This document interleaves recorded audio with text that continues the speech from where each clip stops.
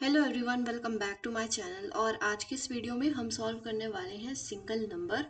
तो ये आज का हमारे पास प्रॉब्लम ऑफ द डे है एट गीक्स और गीक्स प्लेटफॉर्म। तो ये क्वेश्चन बहुत ज़्यादा इम्पॉर्टेंट है और ये अमेज़ॉन जैसी कंपनीज अपने इंटरव्यू में काफ़ी बार इसे पूछ लेती है।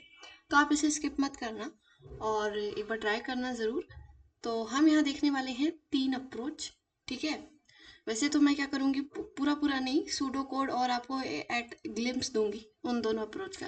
थर्ड वाली अप्रोच अपन देखने वाले हैं जो कि होने वाली है ऑप्टिमल अप्रोच। ओके। तो शुरू करते हैं। सबसे पहले क्वेश्चन समझ लेते हैं। ओके। फिर आएंगे अपने सॉल्यूशंस पर। तो हमारे पास एक एरे गिवन है। ठीक है। उसमें सब पॉजिटिव इंटीजर्स हैं और सारे एलिमेंट्स इवन टाइम्स अपीयर हो रहे हैं। ठीक है। इवन टाइम्स का क्या मतलब है? या तो 2 बार हो रहे हैं, ठीक है, या तो 4 बार हो रहे हैं, मतलब इवन टाइम्स अपीयर हो रहे हैं। एक ऐसा नंबर है एरे में जो कि ऑड टाइम्स अपीयर हो रहा है। इसका मतलब ऑड टाइम्स क्या क्या समझ सकते हो? या तो 1 बार हो रहा होगा या तो 3 बार हो रहा होगा। ठीक है।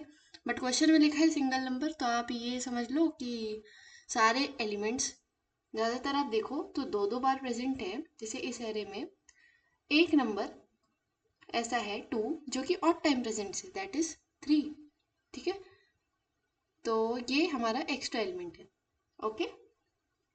ऐसे यहाँ वाले एग्जाम्पल में देखो, 8 जो है वो 2 टाइम्स प्रेजेंट है, 7 भी 2 टाइम्स प्रेजेंट है, 6 भी 2 टाइम्स, और 1 यहाँ पे सिर्फ 1 बार आ रहा है। ठीक है। तो इस केस में क्या है, ये हमारा आंसर हो जाएगा। ओके। तो आई थिंक आपको अभी क्वेश्चन समझ में आ गया। अब हम चलते हैं इसके सॉल्यूशन पर। ठीक है। इस अप्रोच कैसे करना है? अगर ब्रूट फोर्स की बात करूं, मेथड 1, ठीक है, इसमें आपको क्या लग रहा है? आप क्या करोगे? सबसे पहले आप क्या करो, एक काउंट ले लो। काउंट में क्या रखो? एलिमेंट्स की फ्रीक्वेंसी को रख लो। ठीक है। उनको काउंट करो, उनके अक्रेंसेस को काउंट करते जाना है। तो बस कुछ नहीं, एक फॉर लूप लेना। ठीक है, 0 to n तक, और हर एक नंबर के लिए। ठीक है। अब नेस्टेड लूप्स लेने पड़ेंगे।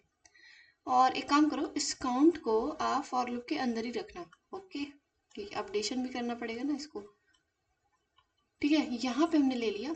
फिर आप क्या करना, एक दूसरा लूप चलाना, जे 0 से n तक। एंड हम क्या करेंगे, नंबर्स को मैच करेंगे। अगर array of i equal to array of j है, हम जो भी एरे नंबर के लिए सर्च कर रहे हैं, अगर वो हमारा नंबर निकल के आता है सेकेंड वाले ट्रावर्सल में, तो हम क्या करेंगे, काउंट प्लस प्लस। ठीक है। फिर क्या करेंगे, हम एक चेक लगाएंगे। अगर हमारा काउंट मॉड्यूलो 2, अगर ये नॉट 0 है, ये क्यों कर रहे हैं, ये देख रहे हैं कि हमारा काउंट इवन टाइम्स आ रहा है कि ऑड टाइम्स आ रहा है। तो यहाँ से हम क्या चेक कर रहे हैं कि हमारा काउंट अगर ऑड टाइम्स आता है तो उसी समय क्या करो, रिटर्न एरे ऑफ आई। ठीक है। ये आपका नंबर हो जाएगा। ओके। तो इतनी सी अप्रोच है ये, काफ़ी ज़्यादा स्ट्रेट फॉरवर्ड है। और यहाँ पे एक ही प्रॉब्लम है, वो क्या है कि हमने 2 लूप्स यूज़ कर लिए, जिससे इसकी हो गई time complexity n²। Okay. Space हमने लिया नहीं, तो बी गो ऑफ 1। अब इसको ऑप्टिमाइज करते हैं। ठीक है। तो दूसरा तरीका क्या होने वाला है, हम सेकेंड मेथड जो है वो ऐसे यूज कर सकते हैं, use of map data structure. ठीक है। अब आपको पता है मैप क्या करता है, पेयर में वैल्यूज को स्टोर करता है। तो आप क्या करो, आप अपने एरे को ट्रावर्स कर लो। ठीक है। ट्रावर्स योर एरे, और उसमें क्या करो, अपने हैश मैप में क्या रख लो, एलिमेंट, एरे का एलिमेंट और उसकी अकरेंस या फ्रीक्वेंसी। ठीक है। फिर एक चेक लगाना, दोबारा एक फॉर लूप लगाना। ठीक है। और उसके बाद चेक कर लेना कि किसी भी एलिमेंट की अगर फ्रीक्वेंसी ग्रेटर देन 2 आती है, ठीक है, तो आप उसको रिटर्न कर देना, उसी एलिमेंट को। ओके। तो मैं यहाँ पे कोड नहीं दे रही हूँ, मैं आपको जैसे एक जिस्ट दे रही हूँ कि आप हैश मैप का यूज ऐसे भी कर सकते हो। ओके। इस प्रॉब्लम को सॉल्व करने के लिए जस्ट मिनट। या तो हमने ये वाली अप्रोच भी कवर कर ली। यहाँ पे एक सेकेंड गाइस, ये फ्रीक्वेंसी ग्रेटर देन 2 ये मत कर देना। अगर मान लो 1 भी आती है किसी केस में तो हम फिर ये मिस कर जाएंगे। तो आप यही चीज़ चेक कर लेना, अगर frequency modulo 2 is non zero तो आप उस केस में रिटर्न कर देना hm.get जो भी आपका एलिमेंट होगा, ठीक है, या map.get जो भी आप लैंग्वेज यूज़ कर रहे हो आपको वो वाला एलिमेंट रिटर्न कर देना है, ठीक है। तो सिंपल सा मैंने बस ओवरव्यू दिया है आपको, ठीक है। आप इसको कोड करके देख सकते हो। तो यहाँ पे जो टाइम कॉम्प्लेक्सिटी होने वाली है वो होगी बिग ऑफ n, ठीक है। और स्पेस क्या होगा यहाँ पे, स्पेस यहाँ पे हो जाएगा बिग ऑफ n, ठीक है। ऊपर वाली में तो बिग ऑफ 1 था ब्रूट फोर्स में, अब यहाँ पे दिक्कत आ गई कि ये बिग ऑफ n हो गया स्पेस। तो हमें ये वाली अप्रोच भी थोड़ी ठीक नहीं लग रही, तो हम अब देखेंगे थर्ड अप्रोच, ओके।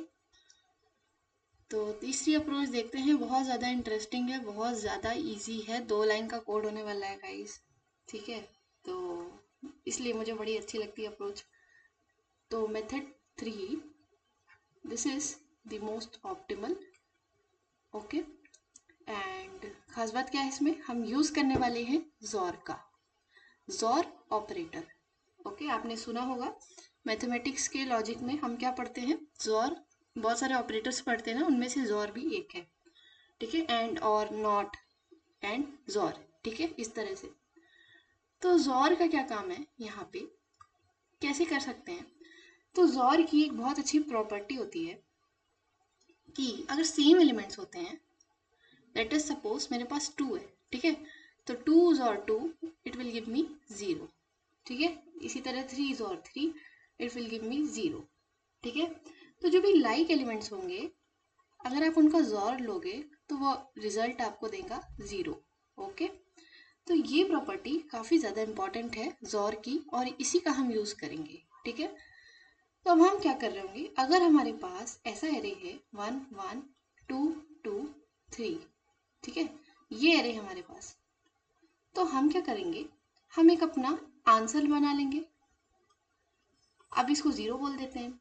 फिर क्या करेंगे, हम अपने एरे पे ट्रावर्स करेंगे, ठीक है। फिर हम क्या कर रहे होंगे, अपने आंसर को बार बार अपडेट करेंगे। हम क्या करेंगे, आंसर जॉर एरे, हम सारे एलिमेंट्स का इकट्ठा जॉर करेंगे, ठीक है। फिर क्या कर देंगे, रिटर्न कर देंगे, हमें हमारा आंसर मिल जाएगा। वो कैसे, देखो, ठीक है, 1 जॉर 1, इसको मैं पूरा लिख रही हूँ, ठीक है, मैं एक एक करके नहीं ले रही हूँ। ऐसे मैंने किया, मैंने सारे एलिमेंट्स का जॉर ले लिया। और जब मैंने जॉर ले लिया तो मैंने क्या बोला था कि लाइक एलिमेंट्स का जॉर 0 होता है, तो 1 जॉर 1 इट विल बी 0, ठीक है। 2 जॉर 2 इट विल बी 0, ठीक है।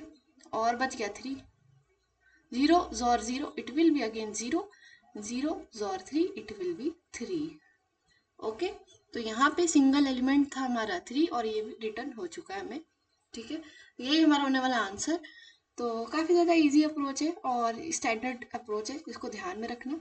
और इसकी टाइम कॉम्प्लेक्सिटी क्या होगी, क्योंकि हमने किया है ट्रावर्स आई थिंक, तो एन ले लो, स्पेस क्या होगा 1, ठीक है। तो चलते हैं हम अपने कोड एडिटर पे, कोड देख लेते हैं। हालांकि कोड तो यही है जो मैंने लिख दिया यहाँ पे, आप अपने लैंग्वेज के हिसाब से उसको मॉडिफाई कर लेना। ये कोड है जावा में, ओके। तो वही आंसर लिया था हमने एक एक करके सारे नंबर्स पे ट्रावर्स किया और अपने आंसर को इस तरह से निकालते गए, जॉरिंग कर करके सारे एलिमेंट्स की। तो हमने लास्ट में जो भी बचा होगा हमने उसको रिटर्न कर दिया और वही हमारा आंसर हो गया। सबमिट करके देख लेते हैं गाइस, अब तो क्वेश्चन में कुछ बचा नहीं। तो देखो अब जॉर कितना यूजफुल है ना। एक दो लाइन के कोड में आपका आंसर भी आ गया और अप्रोच भी कितनी अच्छी है। तो ठीक है, यहाँ से सबमिट हो चुका है। तो तब तक के लिए आई होप आपको ये क्वेश्चन समझ में आया होगा। तो तब तक के लिए कीप कोडिंग कीप सॉल्विंग, मिलते हैं in the another video, bye bye.